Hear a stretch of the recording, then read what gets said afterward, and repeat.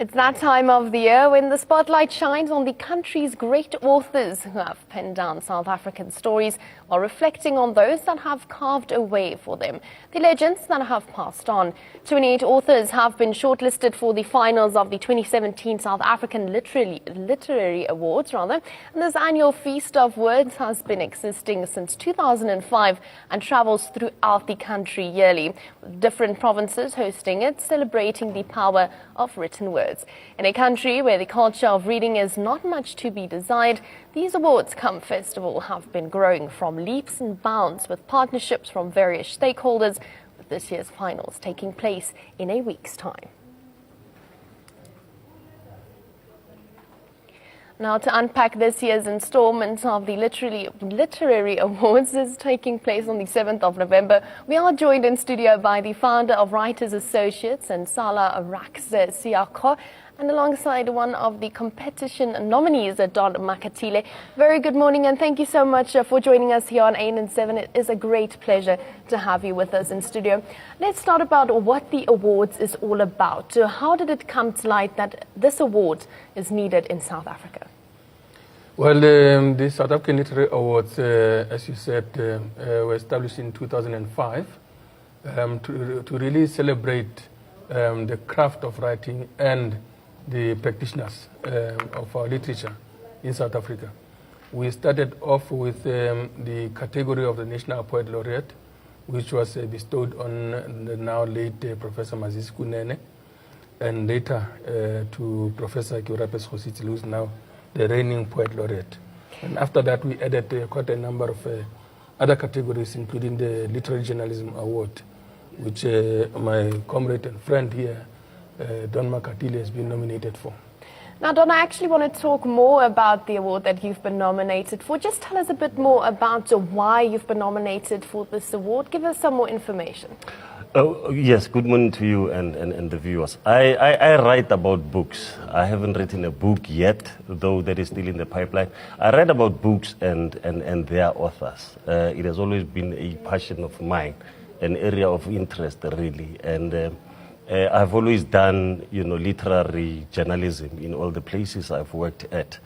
And it is just an honor that, this year, Rax and the team saw fit to nominate me for the kind of work that I do.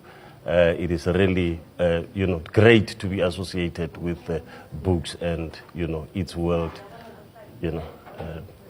Now, what differs South Africans' literacy from the rest of the world? What makes it unique? You want to take that? Yeah, I think you must. What makes South African literacy unique to the rest of the world? Look, I don't think we are as unique, as your question infers.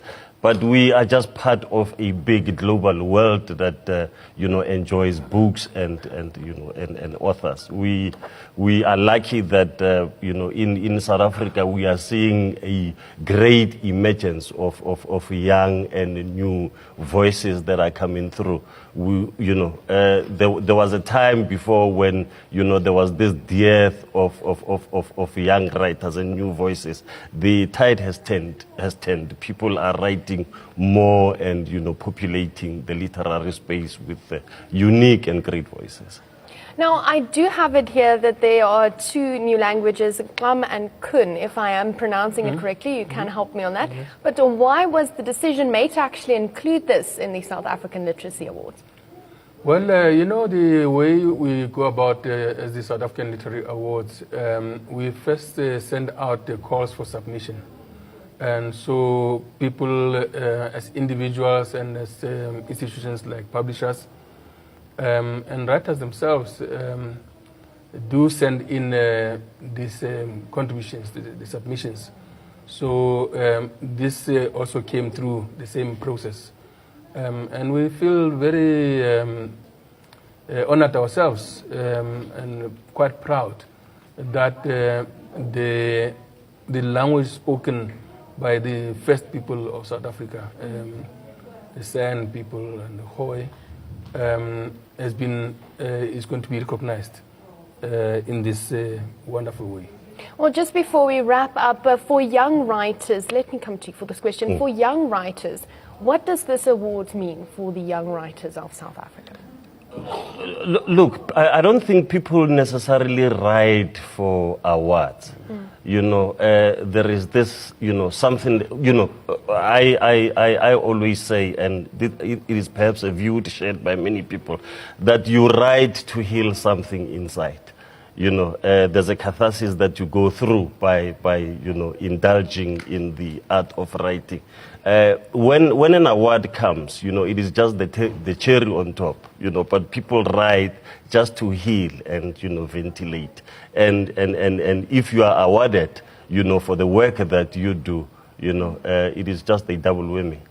Well, thank you so much for joining us in studio. I really enjoyed the chat, just giving us some more information on the South African Literacy Awards that's happening. We're joined in studio by the founder of the Rights Associates and Sala Raks Sioka, and alongside one of the competition's nominees, Donna Makatile. Well, it is now time to take a look at what is trending on social media this morning. We have our 3 trending topics there. It is hashtag Big Secret BT, hashtag MTBPS 2017, that is the midterm budget policy statement. And then hashtag UCT shutdown. Now our first trending topic there, hashtag Big Secret, is a new show. It seems like that's on TV at the moment. This show deserves the Sunday slot on Mzansi Magic, hashtag Big Secret BT. The next tweet there, I'm anticipating the major havoc the show is going to wreak just for our entertainment. Hashtag Big Secret.